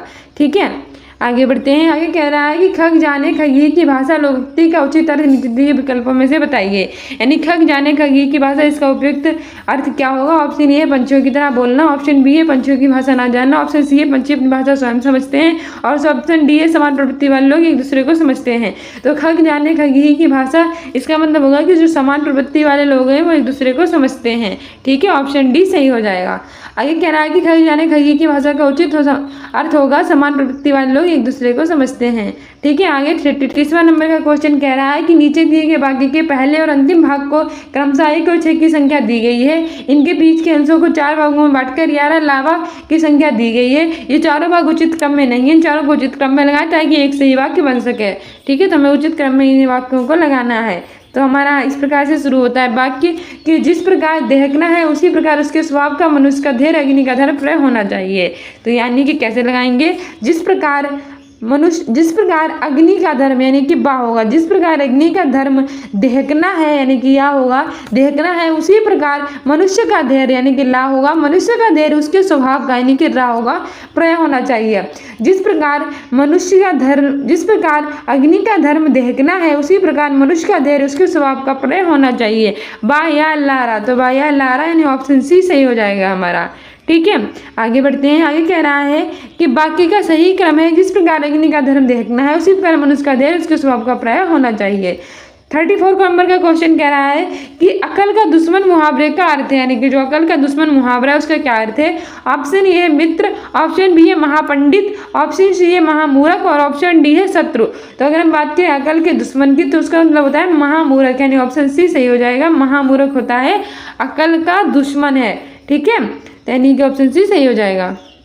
आगे हमारा कह रहा है कि वाक्य के अशुद्ध भाग यानी त्रुटिपूर्ण भाग का चयन कीजिए, यदि कोई त्रुटि ना हो भाग डी को चिन्हित कीजिए, यानी हमें इसमें चुनना है, कोई भाग ना हो तो त्रुटि ना हो तो हमें डी चुनना है। कह रहा है कि धनवान को व्यर्थ बेकार में सहायता देकर कोई लाभ ना होगा, तो धनवान को व्यर्थ भी लगा दिया है और बेकार भी लगा दिया है, तो ऑप्शन बी सही हो जाएगा बेकार में, क्योंकि धनवान को व्यर्थ सहायता देकर कोई लाभ ना होगा ऐसा होना चाहिए था, ठीक है। कह रहा है कि संशोधित वाक्य है कि धनवान को व्यर्थ में सहायता देकर कोई लाभ ना होगा, क्योंकि यह द्विरुक्ति दोष है, क्योंकि इसके 2 बार शब्द का प्रयोग किया गया है। हटा देने से अगर बेकार शब्द हटा देंगे तो वाक्य शुद्ध हो जाएगा। 36 नंबर का क्वेश्चन कह रहा है कि नीचे दिए गए वाक्यों में शुद्ध वर्तनी वाला शब्द है, नीचे दिए वाक्यों में से किसमें शुद्ध वर्तनी है। ऑप्शन ए है सर्वोत्तम, ऑप्शन बी है संसारिक, ऑप्शन सी है सच्चिदानंद और ऑप्शन डी है कीर्ति। तो अगर बात करें शुद्ध वर्तनी की तो हमारा ऑप्शन सी सही हो जाएगा सच्चिदानंद, ठीक है, सच्चिदानंद में शुद्ध वर्तनी है, यानी ऑप्शन सी सही हो जाएगा। कह रहा है आगे कि सच्चिदानंद शुद्ध वर्तनी वाला शब्द है, जबकि सर्वोत्तम का सर्वोत्तम होगा, संसारिक का सांसारिक होगा और कीर्ति का कीर्ति होगा, ठीक है। अगर हमें कीर्ति को शुद्ध करना है तो हम ऐसे लिखेंगे कीर्ति, ठीक है, कीर्ति ऐसे लिखा जाएगा, जबकि जो सांसारिक है वो ऐसे लिखा जाएगा सांसारिक, ठीक है, सांसारिक। आगे कह रहा है 37 नंबर का क्वेश्चन उपसर्ग का प्रयोग होता है, उपसर्ग का प्रयोग किसमें होता है। ऑप्शन ए है शब्द के आदि में, ऑप्शन बी है शब्द के मध्य में, ऑप्शन सी है शब्द के अंत में और ऑप्शन डी इनमें से कोई नहीं। अगर हम बात करें उपसर्ग की तो शब्द के आदि में इनका प्रयोग होता है, यानी ऑप्शन ए सही हो जाएगा। शब्द के आदि में किसका प्रयोग होता है, उपसर्ग का प्रयोग होता है। आगे कह रहा है दान शब्दों के आदि में जुड़कर उनके अर्थ में परिवर्तन कर देते हैं उन्हें हम उपसर्ग कहते हैं। जैसे कि जय शब्द का अर्थ होता है विजय से, परंतु जिनके शब्द के आगे अगर हम परा उपसर्ग जोड़ देंगे तो पराजय शब्द बन जाएगा, जिसका अर्थ होता है हारने से, ठीक है। आगे कह रहा है कि 38 नंबर का क्वेश्चन मिठास शब्द में किस प्रत्यय का प्रयोग हुआ है। तो मिठास शब्द में किस प्रत्यय का प्रयोग हुआ है। ऑप्शन ए मीठा, ऑप्शन बी है ठास, ऑप्शन सी है आस और ऑप्शन डी है प्यास। तो मीठा तो अगर बात करें प्रत्यय की तो वे सब जो शब्दों के अंत में जुड़ते हैं उन्हें प्रत्यय कहते हैं, और मिठास में मीठा प्लस आस से मिलकर बना है। किससे बनकर मिला है, मीठा प्लस आस से मिलकर बना है, ठीक है। तो इसमें ऑप्शन कौन सा हो जाएगा, सी आस, ठीक है, ऑप्शन डी सी सही हो जाएगा मिठास। आगे कह रहा है कि जो शब्दांश शब्दों के अंत में जुड़कर उनके अर्थ में परिवर्तन या विशेषता लाते हैं उन्हें प्रत्यय कहते हैं, जैसे कि आस इच्छावाचक प्रत्यय, इससे बनने वाला शब्द है मिठास, प्यास और निकास। 39 नंबर क्वेश्चन कह रहा है कि सत्याग्रह का सही संधि विच्छेद है। तो सत्याग्रह का सही संधि विच्छेद क्या है। ऑप्शन ए सत्य प्लस ग्रह, ऑप्शन बी है सत्य प्लस आग्रह, ऑप्शन सी है सत्य प्लस ग्रह और ऑप्शन डी सत्य प्लस आग्रह। तो अगर हम बात करें सत्याग्रह की तो हमारा सही हो जाएगा सत्य प्लस आग्रह, ठीक है, ऑप्शन डी सही हो जाएगा सत्य प्लस आग्रह। आगे बढ़ते हैं। आगे कह रहा है कि सत्याग्रह का सही संधि विच्छेद है सत्य प्लस आग्रह। ये दिहा दीर्घ संधि है, इसमें 2 सावर्णों यानी आ और आ से मिलकर दीर्घ आ बन गया है। 40वां क्वेश्चन कह रहा है कि 2 वर्णों के मेल से होने वाले विकार या परिवर्तन को कहते हैं, यानी कि 2 वर्णों के मेल से होने वाले विकार या परिवर्तन को क्या कहते हैं। ऑप्शन ए संधि, ऑप्शन बी है समास, ऑप्शन डी सी है उपसर्ग और ऑप्शन डी है प्रत्यय। तो 2 वर्णों के मेल से होने वाले जो विकार या परिवर्तन होता है उसे संधि कहते हैं, ऑप्शन ए सही हो जाएगा। क्या कहलाता है, संधि कहलाता है, ठीक है। आगे कह रहा है कि 2 समीपवर्ती वर्णों के मेल से जो परिवर्तन या विकार होता है उसे हम संधि कहते हैं। इससे पहले शब्द के अंतिम वर्ण और दूसरे शब्दों के आदि वर्णों का मेल होता है, जैसे कि दे प्लस आय बराबर दे वाले और पर प्लस इच्छा बराबर परीक्षा, ठीक है। आगे हमारा भाग 2 है सामान्य जानकारी का। तो हम सामान्य जानकारी या जनरल नॉलेज पूछी जाती है, जीएस होती है जो। तो 41 क्वेश्चन कह रहा है कि 1 एकड़ में कितने वर्ग गज होते हैं। तो 1 एकड़ में कितने वर्ग गज होते हैं। ऑप्शन ए है 4840 वर्ग गज, ऑप्शन बी है 4550 वर्ग गज, ऑप्शन सी है 5248 वर्ग गज और ऑप्शन डी है 4482 वर्ग गज। तो अगर हम बात करें 1 एकड़ की तो इसमें होते हैं 4840 वर्ग गज, ठीक है, ऑप्शन ये सही हो जाएगा। 1 एकड़ में 4840 वर्ग गज होते हैं। आगे कह रहा है कि 1 एकड़ में 4840 वर्ग गज होते हैं, ठीक है। उसके बाद हमारा क्वेश्चन कह रहा है, उसके बाद हमारा 42 नंबर क्वेश्चन कह रहा है कि रिजर्व बैंक ऑफ इंडिया की स्थापना किस वर्ष में हुई थी, यानी कि रिजर्व बैंक ऑफ इंडिया की स्थापना कब हुई थी। ऑप्शन ए है 1941, ऑप्शन बी है 1940, ऑप्शन सी है 1937 और ऑप्शन डी है 1935। अगर हम बात करें रिजर्व बैंक ऑफ इंडिया की तो इसकी स्थापना हुई थी 1935 में, ठीक है, ऑप्शन बी डी सही हो जाएगा। इसकी स्थापना कब हुई थी? 1 अप्रैल 1935 को रिजर्व बैंक ऑफ इंडिया की स्थापना हुई थी। इसका हेडक्वार्टर बनाया गया था कोलकाता में, लेकिन आगे चल के इसका हेडक्वार्टर मुंबई में स्थापित कर दिया गया। तो वर्तमान में इसका हेडक्वार्टर मुंबई में है। इसकी स्थापना 1 अप्रैल 1935 को हुई। इसके वर्तमान में जो गवर्नर है वो शक्तिकांत दास है 25वें नंबर के, और जो पहले गवर्नर थे वो ऑसबॉर्न स्मिथ थे, और जो पहले भारतीय गवर्नर थे वो CD देशमुख थे। ठीक है, इनके बारे में मोस्ट इंपॉर्टेंट याद रखना। और इसका जो लोगो है वो टाइगर विद पाम ट्री है। ठीक है, तो रिजर्व बैंक ऑफ इंडिया की स्थापना 1935 को हुई थी। इसका हेडक्वार्टर मुंबई में है। इसके गवर्नर शक्तिकांत दास है 25वें नंबर के, पहले ऑसबॉर्न स्मिथ थे और पहले भारतीय CD देशमुख थे। टाइगर विद पाम ट्री है जो इसका लोगो है। आगे बढ़ते हैं। आगे कह रहा है कि रिजर्व बैंक ऑफ इंडिया की स्थापना 1 अप्रैल 1935 को की गई थी। 1 अप्रैल 1935 को की गई थी। इसका राष्ट्रीयकरण 1 जनवरी 1949 को हुआ था। सर ऑसबॉर्न स्मिथ कार्यवाही के प्रथम गवर्नर थे। ठीक है, और इसका राष्ट्रीयकरण 1 जनवरी 1949 को किया गया था। उसके बाद हमारा क्वेश्चन कह रहा है कि उत्तर प्रदेश राज्य का राज्य पंछी कौन सा है? उत्तर प्रदेश राज्य का राज्य पंछी कौन सा है? ऑप्शन ए है मोर, ऑप्शन बी है हंस, ऑप्शन सी है कोयल और ऑप्शन डी है सारस। तो अगर हम बात करें उत्तर प्रदेश की तो इसका राज्य पंछी है सारस या क्रोंच। ठीक है, ऑप्शन डी सही हो जाएगा। सारस या क्रोंच जो है उत्तर प्रदेश राज्य का राज्य पंछी है। आगे बढ़ते हैं। आगे कह रहा है कि उत्तर प्रदेश राज्य का राजकीय पंछी सारस अथवा क्रोंच है। 44 नंबर क्वेश्चन कह रहा है कि किस राज्य सरकार द्वारा सबसे पहले किसानों के लिए प्रमाणित बीज पर प्रत्यक्ष लाभ हस्तांतरण की सुविधा आरंभ की गई? यानी कि कौन सी वो राज्य सरकार है जिसके द्वारा सबसे पहले किसानों के लिए प्रमाणित बीज पर प्रत्यक्ष लाभ हस्तांतरण की सुविधा आरंभ की गई? ऑप्शन ए है मध्य प्रदेश, ऑप्शन बी है उत्तर प्रदेश, ऑप्शन सी है पंजाब और ऑप्शन डी है केरल। तो अगर हम बात करें प्रत्यक्ष लाभ हस्तांतरण की सुविधा वो सबसे पहले आरंभ की गई थी उत्तर प्रदेश के किसानों के लिए। ठीक है, तो ऑप्शन बी सही हो जाएगा, उत्तर प्रदेश। आगे कह रहा है 45 नंबर क्वेश्चन कि किसी ग्राम पंचायत द्वारा उप प्रधान को पद से हटाने के लिए कम से कम कितने पंचायत सदस्यों का समर्थन आवश्यक है? यानी कि कोई ग्राम पंचायत का उप प्रधान है उसको पद से हटाना चाहते हो, कितने सदस्यों का समर्थन आवश्यक है? ऑप्शन ए है 1/4, ऑप्शन बी है 1/2, ऑप्शन सी है 1/3, ऑप्शन डी है 2/3। तो किसी ग्राम पंचायत को उसके पद से हटाना चाहते हैं प्रधान को तो हमें कम से कम 2/3 जो समर्थन है वो आवश्यक है। 2/3 पंचायत सदस्यों का समर्थन आवश्यक है। ठीक है, तो ऑप्शन डी सही हो जाएगा, 2/3। ठीक है, आगे बढ़ते हैं। आगे कह रहा है कि ग्राम पंचायत द्वारा प्रधान को उसके पद से हटाने के लिए कम से कम 2/3 सदस्यों के समर्थन की आवश्यकता पड़ती है। यह प्रस्ताव जिला पंचायत राज अधिकारी को भेजा जाएगा। अविश्वास प्रस्ताव 1 वर्ष का कार्यकाल पूरा होने के पश्चात ही लाया जाएगा, उससे पहले नहीं। यदि एक बार प्रस्ताव निरस्त हो गया तो दोबारा से प्रस्ताव 1 वर्ष तक नहीं लाया जा सकता। यानी कि जो हमारा ग्राम पंचायत उप प्रधान होता है उसको 2/3 सदस्यों के समर्थन की आवश्यकता होती है पद से हटाने के लिए, और ये प्रस्ताव जिला पंचायत राज अधिकारी को भेजा जाता है और 1 वर्ष के कार्यकाल पूरा होने के पश्चात ही ये भेजा जाता है। और एक बार अगर निरस्त हो जाता है तो 1 वर्ष बाद ही उसे भेजाते हैं दोबारा। ठीक है, आगे 46 नंबर का क्वेश्चन कह रहा है कि किस शहर को अभी तक राष्ट्रीय राजधानी क्षेत्र में सम्मिलित नहीं किया गया? यानी कि वो कौन सा नगर है जिसे अब तक राष्ट्रीय राजधानी क्षेत्र में सम्मिलित नहीं किया है? ऑप्शन ए है जिंद, ऑप्शन बी है करनाल, ऑप्शन सी है अलीगढ़, ऑप्शन डी है मुजफ्फरनगर। तो अगर हम बात करें राष्ट्रीय राजधानी क्षेत्र की तो उसमें अलीगढ़ को अभी तक सम्मिलित नहीं किया है। ठीक है, तो ऑप्शन सी सही हो जाएगा। आगे कह रहा है कि निम्न में से किसने कभी भी भारत के उप प्रधानमंत्री के रूप में कार्यभार नहीं संभाला? यानी वो कौन व्यक्ति है जिसने कभी भी भारत के उप प्रधानमंत्री का कार्यकाल नहीं संभाला था? ऑप्शन ए है मोरारजी देसाई, ऑप्शन बी है देवीलाल, ऑप्शन सी है बीपी सिंह और ऑप्शन डी है लालकृष्ण अडवाणी। तो अगर बात करें भारत के रूप में किसने कभी कार्यभार नहीं संभाला था तो ऑप्शन सी सही हो जाएगा, बीपी सिंह। ठीक है, बीपी सिंह कभी भारत के उप प्रधानमंत्री नहीं रहे थे, लेकिन जो मोरारजी देसाई थे, देवीलाल थे और लालकृष्ण अडवाणी थे वो भारत के उप प्रधानमंत्री के रूप में उन्होंने कार्यभार संभाला था। ठीक है, बीपी सिंह ने नहीं संभाला था, नहीं, ऑप्शन सी सही हो जाएगा। कह रहा है कि बीपी सिंह स्वतंत्र भारत के 8वें प्रधानमंत्री थे। ये उत्तर प्रदेश के मुख्यमंत्री भी रह चुके हैं। उन्होंने भारत के उप प्रधानमंत्री के रूप में कभी भी सुशोभित नहीं किया था।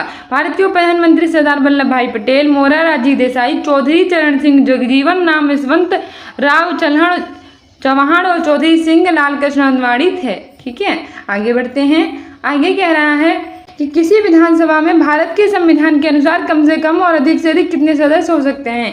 यानी कि एक विधानसभा में भारत के संविधान के अनुसार कम से कम और अधिक से अधिक कितने सदस्य हो सकते हैं? ऑप्शन ए है 30 से 272, ऑप्शन बी है 80 से 540, ऑप्शन सी है 54 से 333 और ऑप्शन डी है 60 से 50। तो अगर हम बात करें भारत के संविधान में कम कितने हो सकते हैं तो वो हो सकते हैं 60, और अधिक कितने हो सकते हैं तो वो हो सकते हैं 500। यानी कि भारत के संविधान के अनुसार कम से कम 60 और अधिक से अधिक 500 सदस्य हो सकते हैं। ठीक है, ऑप्शन डी सही हो जाएगा। आगे कह रहा है कि विधानसभा जनता के प्रतिनिधियों का सदन है, इनकी न्यूनतम सदस्य संख्या 60 और अधिकतम सदस्य संख्या 500 है। विधानसभा की संरचना अनुच्छेद 170 के तहत है और विधानसभा की संरचना अनुच्छेद यानी कि आर्टिकल 170 के तहत की गई है और इसमें न्यूनतम सदस्य संख्या 60 और अधिकतम सदस्य संख्या 500 हो सकती है। आगे 51 नंबर क्वेश्चन कह रहा है कि निम्न में से कंप्यूटर नेटवर्क में क्या अद्वितीय नहीं है, यानी कंप्यूटर का जो नेटवर्क होता है उसमें क्या अद्वितीय नहीं होता है। ऑप्शन ए है आईपी पता, ऑप्शन बी है कंप्यूटर का नाम, ऑप्शन सी है वर्क ग्रुप का नाम और ऑप्शन डी है ये सभी। तो अगर बात करें कंप्यूटर के नेटवर्क में जो कंप्यूटर हो जाएगा ऑप्शन सी वर्क ग्रुप का नाम। जो वर्क ग्रुप का नाम होता है वो अद्वितीय नहीं होता है। आईपी पता और कंप्यूटर का नाम ये सब हमारे अद्वितीय होते हैं। ठीक है, ऑप्शन सी सही हो जाएगा। ठीक है, आगे कह रहा है कि आईपी पता, आईपी एड्रेस, कंप्यूटर का नाम दोनों ही अद्वितीय यानी कि यूनिक होते हैं। आईपी एड्रेस नेटवर्क पर प्रयुक्त मुख्य प्रोटोकॉल है जो इंटरनेट पर संचार स्थापित करने के लिए प्रयोग किया जाता है, लेकिन जो वर्क ग्रुप का नाम है वो अद्वितीय नहीं होता है। ठीक है, उसके बाद हमारा 52 नंबर का क्वेश्चन कह रहा है कि 52 नंबर का क्वेश्चन कह रहा है कि कंप्यूटर की प्रणाली में सीडी रोम द्वारा क्या दर्शाया जाता है, यानी कि हम सीडी रोम द्वारा क्या दर्शाते हैं। तो option A optical disk, option B है magnetic optical disk, option C है मैग्नेटिक डिस्क, ऑप्शन डी इनमें से कोई नहीं। तो कंप्यूटर प्रणाली में सीडी रोम होती है तो सही हो जाएगा ऑप्टिकल डिस्क। ठीक है, कंप्यूटर की प्रणाली में सीडी यानी कंपेक्ट डिस्क, रोम यानी कि रीड ओनली मेमोरी के द्वारा ऑप्टिकल डिस्क को दर्शाया जाता है, ऑप्शन ए सही हो जाएगा। आगे कह रहा है कंप्यूटर की प्रणाली में सीडी रोम द्वारा ऑप्टिकल डिस्क को दर्शाया जाता है। ये प्लास्टिक का बना गोल डिस्क होता है। इसमें डिस्क के ऊपरी सतह पर प्रकाश प्रवृत्ति करने वाले पदार्थों की लेप लगाई जाती है। डिस्क पर लिखने पढ़ने के लिए लेजर बीम का प्रयोग किया जाता है। ठीक है, आगे बढ़ते हैं। आगे कह रहा है कि माइक्रोसॉफ्ट एक्सेल कि कंप्यूटर फाइल को किस प्रकार नाम दिया जाता है, यानी कि माइक्रोसॉफ्ट एक्सेल की जो फाइल होती है उसे कैसे नाम देते हैं। ऑप्शन ए है document dot DOC, option B है डॉट एक्सेल, ऑप्शन सी है डॉट पीएमटी और ऑप्शन डी है डॉट एक्सएमएल। तो माइक्रोसॉफ्ट एक्सेल की कंप्यूटर फाइलों को हम डॉट एक्सेल्स का नाम देते हैं। ठीक है, ऑप्शन बी सही हो जाएगा। आगे कह रहा है कि माइक्रोसॉफ्ट एक्सेल की कंप्यूटर फाइल को डॉक्स नाम से सुरक्षित रखा जाता है। माइक्रोसॉफ्ट एक्सेल एक विंडोज आधारित स्प्रेडशीट प्रोग्राम है। ये प्रोग्राम गणितीय गणनाओं को सांख्यिकी डाटा के लिए प्रयुक्त माना जाता है, यानी कि जो माइक्रोसॉफ्ट एक्सेल होता है एक विंडोज पर आधारित स्प्रेडशीट प्रोग्राम होता है और ये प्रोग्राम गणित की गणनाओं के लिए और अंकीय डाटा के लिए प्रयुक्त माना जाता है। ठीक है, आगे हमारा 54 नंबर क्वेश्चन कह रहा है कि निम्न में से कौन सा एक कंप्यूटर ऑपरेटिंग सिस्टम नहीं है। तो कौन सा एक हमारा ऑपरेटिंग सिस्टम नहीं है। ऑप्शन ए है लिनक्स, ऑप्शन बी है MS documents, option C MS Word, option D है यूनिक्स। तो अगर हम बात करें कंप्यूटर ऑपरेटिंग सिस्टम की तो हमारा ऑप्शन सी सही हो जाएगा। एमएस वर्ड, जो एमएस वर्ड है वो कंप्यूटर ऑपरेटिंग सिस्टम नहीं है। ठीक है, ऑपरेटिंग सिस्टम एमएस वर्ड नहीं है। एमएस डॉक्यूमेंट, यूनिक्स और लिनक्स ये सब हमारे ऑपरेटिंग सिस्टम है, लेकिन एमएस वर्ड है जो एक लोकप्रिय वर्ड प्रोसेसिंग सॉफ्टवेयर है। इसमें टेक्स्ट, चित्र और ग्राफिक्स का निर्माण किया जाता है अर्थात टेक्स्ट की फॉर्मेटिंग की जाती है, जबकि अन्य कंप्यूटर ऑपरेटिंग सिस्टम है। ठीक है, एमएस वर्ड क्या है, वर्ड प्रोसेसिंग सॉफ्टवेयर है। इसमें हम टेक्स्ट, चित्र और ग्राफिक्स का निर्माण करते हैं, जबकि टेक्स्ट की फॉर्मेटिंग भी करते हैं, जबकि अन्य कंप्यूटर क्या है ऑपरेटिंग सिस्टम और वैसे वर्ड प्रोसेसिंग सॉफ्टवेयर है। आगे हमारा 55 नंबर का क्वेश्चन कह रहा है कि कंप्यूटर में निम्न में से कौन सी एक इनपुट डिवाइस नहीं है। तो इन चारों में से कौन सी हमारी इनपुट डिवाइस नहीं है। ऑप्शन ए है माउस, ऑप्शन बी है प्रिंटर, ऑप्शन सी है कीबोर्ड और ऑप्शन डी है स्कैनर। तो कौन सी हमारी इनपुट डिवाइस नहीं होती है। तो माउस ये तो हमारा इनपुट डिवाइस होता है, इस कीबोर्ड ये भी हमारी इनपुट डिवाइस होती है, स्कैनर ये भी हमारी कीबोर्ड डिवाइस होती है, लेकिन जो प्रिंटर होता है वो हमारी आउटपुट डिवाइस होती है। ठीक है, प्रिंटर क्या होती है, वो हमारी चीज़ें आउटपुट डिवाइस होती है। कह रहा है कि कंप्यूटर की इनपुट डिवाइस कीबोर्ड होता है, याद रखना इनपुट डिवाइस याद रखना, एग्जाम में पूछ लेता है। एक कीबोर्ड होता है, माउस होता है, जॉयस्टिक होता है, प्रकाशीय पेन होता है, स्कैनर होता है, बारकोड रीडर होता है, माइकर होता है, मार्क रीडर होता है, डिजिटल कैमरा होता है, माइक होता है, स्पीक रिकॉग्निशन होता है, सिस्टम आदि हैं। कंप्यूटर आउटपुट डिवाइस में monitor, printer, plotter, speaker, card reader, tape recorder आदि। ठीक है, इनपुट डिवाइस में कीबोर्ड, माउस, जॉयस्टिक, प्रकाशीय pen, scanner, barcode reader, MICR, mark reader, digital camera, mic, speak recognition system आदि है, जबकि आउटपुट डिवाइस में monitor, printer, plotter, speaker, card reader, tape recorder आदि आते हैं। ठीक है, तो हमारे इनपुट आउटपुट समझ गए। अब हमारा 56 नंबर का क्वेश्चन कह रहा है कि विश्व जनसंख्या दिवस कब मनाया जाता है, यानी कि हम वर्ल्ड पॉपुलेशन डे कब मनाते हैं। ऑप्शन ए है 21 जुलाई, ऑप्शन बी है 27 जुलाई, ऑप्शन सी है 11 जुलाई और ऑप्शन डी है 27 अगस्त। तो अगर हम बात करें विश्व जनसंख्या दिवस यानी वर्ल्ड पॉपुलेशन डे की, तो हर साल 11 जुलाई को मनाया जाता है, यानी ऑप्शन सी सही हो जाएगा। ठीक है, 11 जुलाई को मनाते हैं वर्ल्ड पॉपुलेशन डे। आगे कहना है कि निमोनिया रोग शरीर के किस अंग को प्रभावित करता है, यानी कि निमोनिया रोग किसे प्रभावित करता है। ऑप्शन ए फेफड़े, ऑप्शन बी है कोलन, ऑप्शन सी है यकृत और ऑप्शन डी है आंत। तो अगर हम बात करें निमोनिया की, तो हमारा ऑप्शन ए सही हो जाएगा, फेफड़े। निमोनिया रोग शरीर के फेफड़ों को प्रभावित करता है। ठीक है, आगे बढ़ते हैं। तो हमारा ऑप्शन ए सही हो जाएगा, निमोनिया शरीर के फेफड़े यानी कि लंग्स होता है उसको प्रभावित करता है। ये श्वसन संबंधी रोग है। निमोनिया कैसा है हमारा, श्वसन संबंधी रोग है, हमारे जो फेफड़े होते हैं निमोनिया उसे प्रभावित करता है। आगे 58 नंबर का क्वेश्चन कह रहा है कि निम्न में से सर्वाधिक सीमाओं वाला देश कौन सा है, यानी इन चारों में से वो कौन सा देश जो सबसे ज़्यादा देशों के साथ अपनी सीमाएं स्पर्श करता है। ऑलरेडी मैं इसका शॉर्ट्स बना रखी हूँ, अगर ना देखा तो देख लीजिएगा। ऑप्शन ए है चाइना, ऑप्शन बी है ब्राज़ील, ऑप्शन सी है कनाडा और ऑप्शन डी है भारत। तो अगर बात करें सर्वाधिक सीमाओं को देश कौन सा देश टच करता है, तो वो हमारा हो जाएगा चाइना। ठीक है, ऑप्शन ए सही हो जाएगा, चाइना सबसे ज़्यादा देश की सीमाओं को टच करता है। टोटल कितनी टच करता है, 14 देश की सीमाओं को चाइना स्पर्श करता है। ठीक है, और चाइना की कैपिटल जो है वो बीजिंग है। वहीं कनाडा की बात करें तो कनाडा की कैपिटल है ओटावा, ब्राज़ील की है ब्राज़ीलियन और भारत की है न्यू दिल्ली। ठीक है, आगे बढ़ते हैं। आगे कह रहा है कि सर्वाधिक सीमाओं वाला देश चीन है, जिससे 14 देशों की सीमाएं स्पर्श करती हैं, जबकि भारत के साथ 7, ब्राज़ील के साथ 10, कनाडा के साथ 4 देश की सीमाएं स्पर्श करती है। ठीक है, भारत की भी याद रखना, भारत के साथ 7 देशों की सीमाएं स्पर्श करती हैं। और कौन कौन से हैं, पाकिस्तान है, अफगानिस्तान है, चाइना है, नेपाल है, भूटान है, बांग्लादेश है, म्यांमार है। ये 7 देश हैं जिनके साथ भारत की सीमाएं स्पर्श करती हैं। ठीक है, 59 नंबर का क्वेश्चन कह रहा है कि मानव के रक्त में प्लाज्मा की लगभग कितनी मात्रा होती है, यानी कि मानव के रक्त में प्लाज्मा की कितनी मात्रा होती है। तो हमारा ऑप्शन ये है 26 से 30%, ऑप्शन बी है 55 से 60%, ऑप्शन सी है 70 से 75%, ऑप्शन डी है 80 से 85%। तो अगर हम बात करें मानव के रक्त में प्लाज्मा की, तो उसकी लगभग कितनी मात्रा होती है, तो हमारा ऑप्शन बी सही हो जाएगा, 55 से 60%। ठीक है, मानव के रक्त में प्लाज्मा की 55 से 60% तक मात्रा होती है। आगे बढ़ते हैं। आगे कह रहा है कि मानव के रक्त में प्लाज्मा की लगभग 55 से 60% तक मात्रा होती है तथा शेष 45 से 40% में रुधिर कारिकाएँ होती हैं। प्लाज्मा में 90% तक जल होता है, जबकि शेष 10% तक प्रोटीन, कार्बनिक और अकार्बनिक पदार्थ भी होते हैं। ठीक है, 60वां क्वेश्चन कह रहा है कि पंडित शिव कुमार शर्मा का संबंध संगीत के किस बात से है।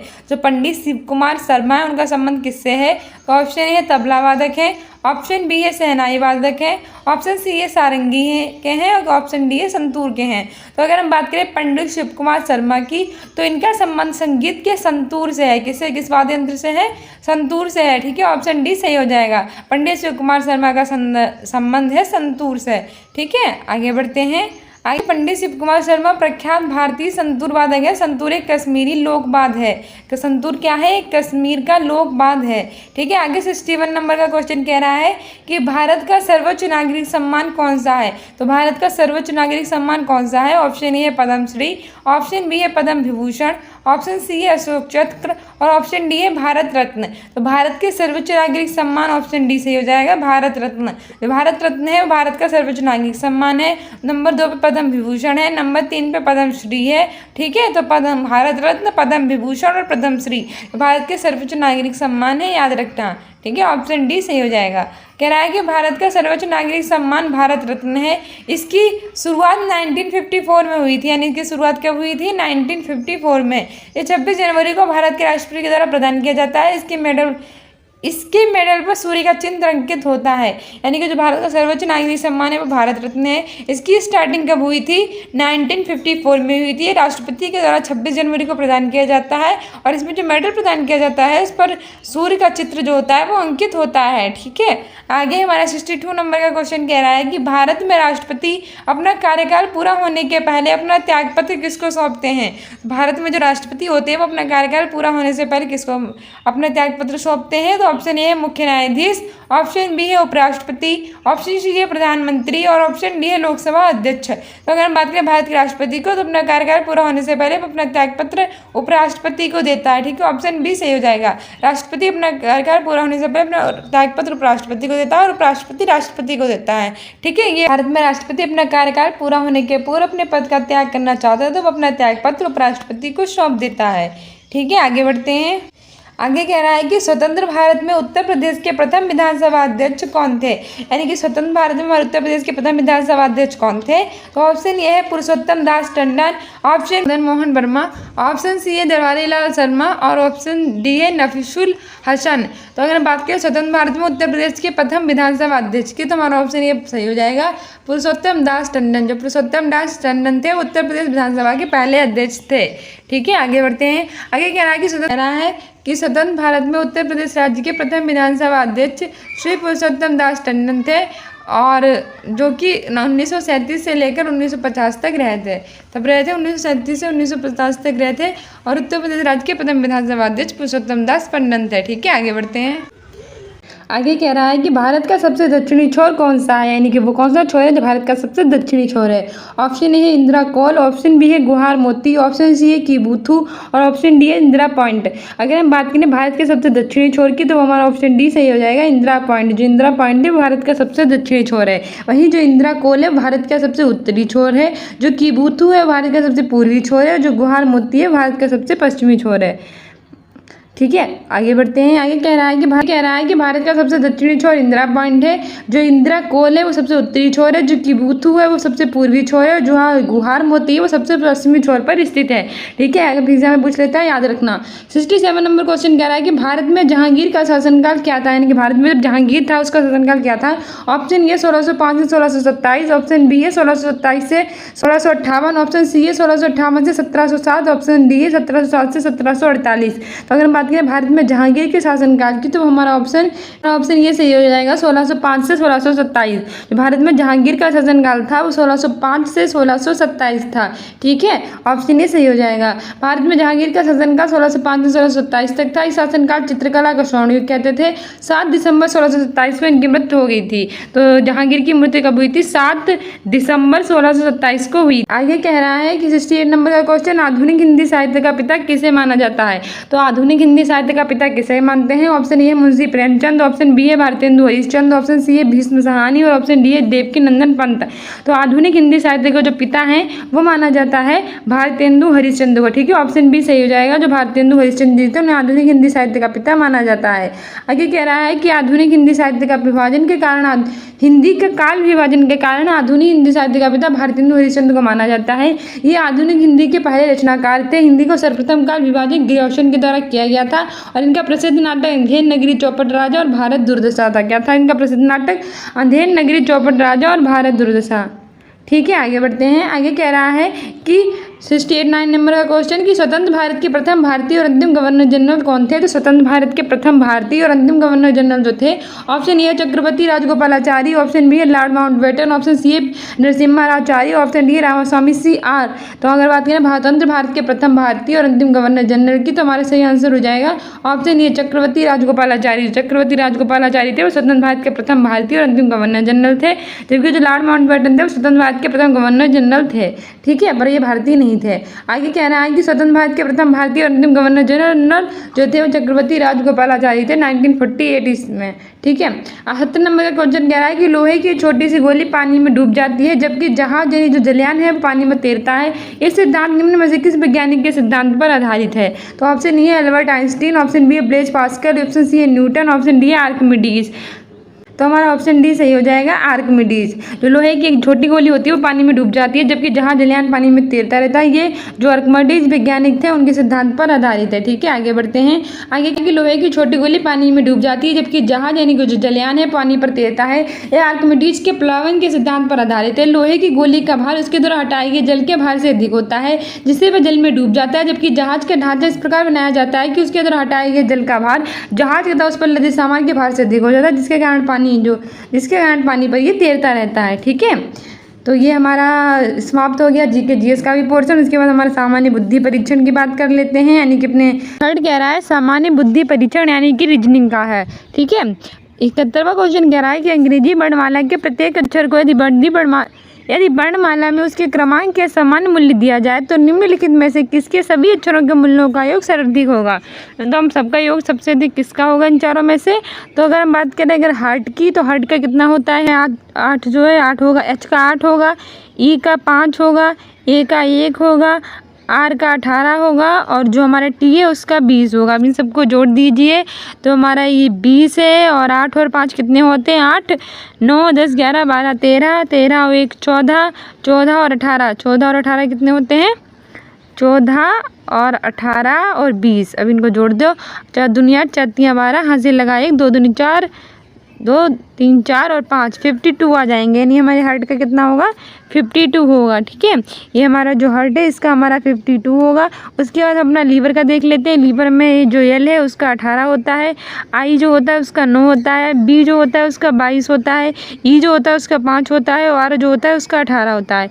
तो जोड़ लीजिए, कैसे बनाएंगे 18 के 18, 18 दूनी 36, 36 और 9 36, 37, 38, 39, 40, 41, 42, 42 और 5 43, 44, 45, 46, 47, 47 और 22 कितने होते हैं तो 47 और 22 हमारे जो 22 हैं और जो 47 हैं वो जोड़ो कितने होंगे 7, 8, 9, 4, 5, 6 यानी 69।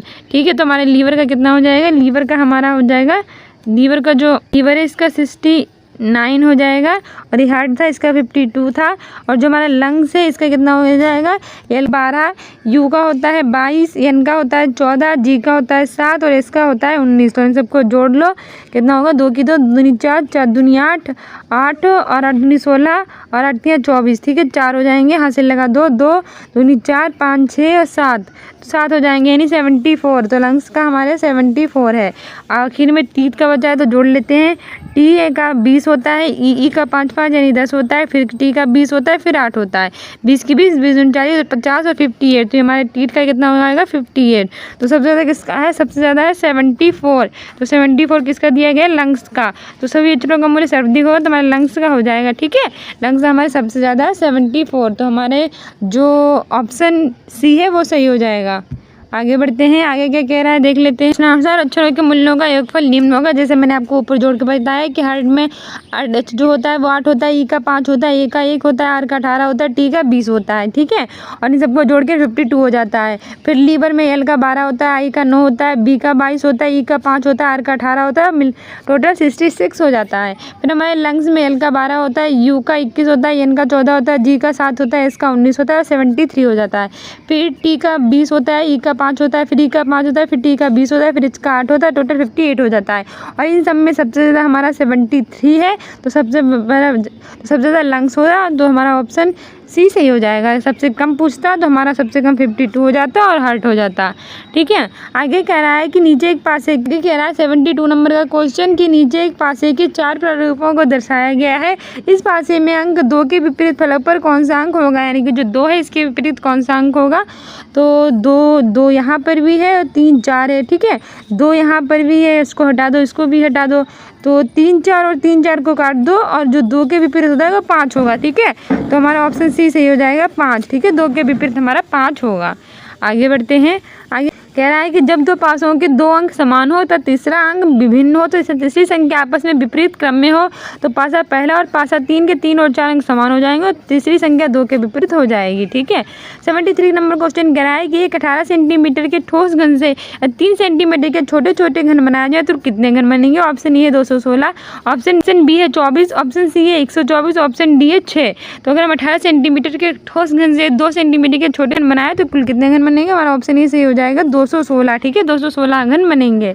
कह रहा है कि ठोस का आयतन 18 गुणे 18 गुणे 18 है। ठीक है, एक ठोस का आयतन कितना होता है 18 गुणे 18 गुणे 18। छोटे घन का आयतन कितना है 3 गुणे 3 गुणे 3 और अविष्ट घनों की संख्या कितनी है 18 गुणे 18 18 गुणे 18, 3 गुणे 3 गुणे 3 बराबर 6 गुणे 6 गुणे 6 बराबर 216। ठीक है, क्योंकि 3 3 3 9 3 चौक 55 3 छाक 18 3 छाक 18 3 छाक 18 6 छंग 36 36 छक्का 216। ठीक है, 216 हो जाएगा। 74 नंबर का क्वेश्चन कह रहा है यदि किसी माह की 23वीं तारीख को रविवार है तो 2 दिन सप्ताह और 4 दिन पहले कौन सा वो दिन होगा। ठीक है, ऑप्शन ए है सोमवार, ऑप्शन बी है मंगलवार, ऑप्शन सी है बुधवार, ऑप्शन डी है बृहस्पतिवार। तो यदि किसी महीने की 23वीं तारीख को क्या है हमारा रविवार है तो उनसे 2 सप्ताह पहले भी हमारा रविवार ही होगा और 4 दिन पहले, तो रविवार से 4 दिन पहले जाओ, तो 1 2 3 4 दिन पहले जाना है। तो रविवार से हमारा पीछे जाओ शनिवार, फिर हमारा शुक्रवार आएगा, बृहस्पतिवार आएगा, फिर बुधवार आएगा, तो हमारा चौथा दिन कौन सा हो जाए? बुधवार। ठीक है, ऑप्शन सी सही हो जाए बुधवार। यदि किसी महीने की 23वीं तारीख को रविवार है तो उसके 2 सप्ताह पहले भी रविवार होगा और 4 दिन पहले हमारा जो होगा वो बुधवार होगा। ठीक है, ऑप्शन सी सही हो जाएगा। आगे बढ़ते हैं। कह रहा है कि 23वीं तारीख के 2 सप्ताह और 4 दिन पहले का दिन 23वीं तारीख के 4 दिन पहले का दिन है। 23 को रविवार है, 22 को शनिवार था, 21 को शुक्रवार था, 20 को गुरुवार था, 19 को बुधवार था और 23वीं तारीख से 2 सप्ताह और 4 दिन पहले बुधवार होगा। ठीक है, आगे 75 नंबर का क्वेश्चन कह रहा है कि एक फोटो की ओर संकेत करते हुए विनोद ने कहा, ये मेरी पत्नी की माता की एकमात्र पुत्री की पुत्री है। तो विनोद का फोटो वाली लड़की से क्या संबंध है? ऑप्शन ए है चाचा, ऑप्शन बी है पिता, ऑप्शन सी है भाई और ऑप्शन डी है दादा। तो ये यहाँ पे ये फ़ोटो बना है, इसकी ओर संकेत करते हुए विनोद ने कहा है कि ये जो फ़ोटो है वो मेरी पत्नी यानी इसकी जो पत्नी है, इसकी पत्नी की माता यानी कि जो माता है, इसकी एकमात्र पुत्री यानी ये खुद ही है, एकमात्र पुत्री की पुत्री है यानी कि ये है पुत्री। तो विनोद का फ़ोटो वाली लड़की इससे है तो इसके ये पिता हो जाएंगे। ठीक है, तो हमारा ऑप्शन बी सही हो जाएगा, पिता।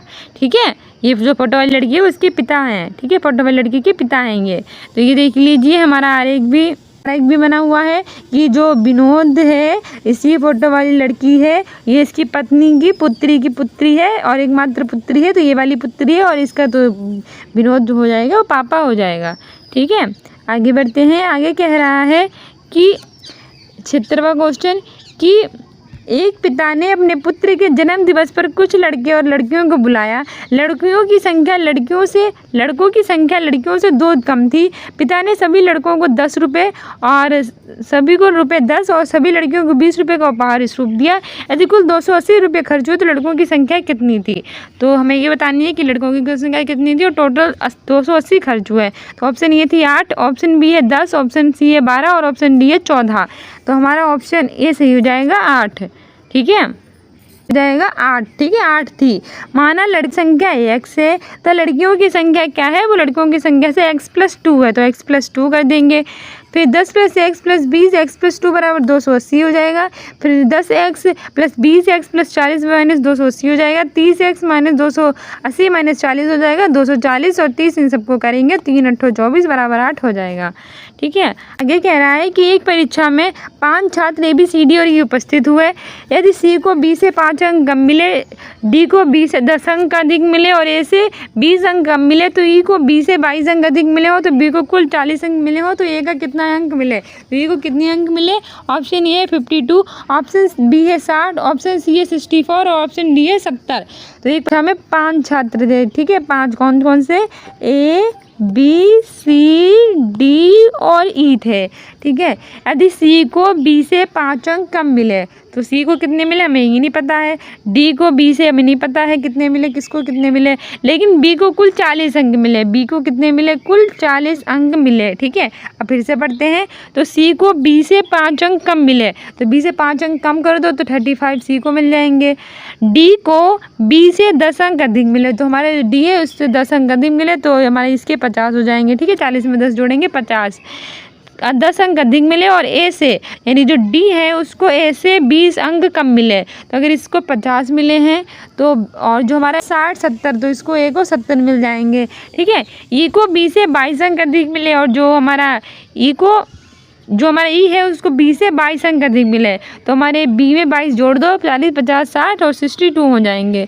पूछा गया A को कुल कितने अंक मिले तो A को तो हमारे 70 अंक मिले थे तो हमारा ऑप्शन डी सही हो जाएगा। ठीक है, इसमें किसी का भी अंक पूछ ले तो हम इस डायग्राम की मदद से बता सकते हैं कि कौन को कितने अंक मिले हैं। ठीक है, तो हमारा इसमें अगर सिर्फ और सिर्फ ये पूछा है कि कितने अंक मिले हैं A को तो A को मिले हैं हमारे 70। ठीक है, ऑप्शन डी सही हो जाएगा। आगे बढ़ते हैं। आगे कह रहा है 78 नंबर का क्वेश्चन, एक समूह में 7 व्यक्ति अंग्रेजी बोल सकते हैं, 15 व्यक्ति हिंदी बोल सकते हैं, 6 व्यक्ति पंजाबी बोल सकते हैं। इस समूह में केवल एक व्यक्ति तीनों भाषा बोल सकता है और 2 व्यक्ति केवल 2 भाषाएं बोल सकते हैं।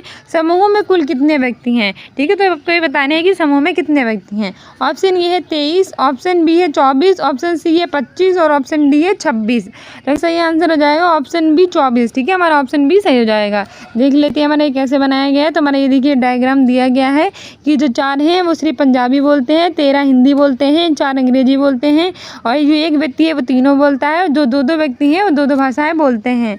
ठीक है, तो वेन आरेख की सहायता से समूह में व्यक्ति की कुल संख्या बराबर 4 है। +4 +13 +1 बराबर 21 +3 बराबर 24।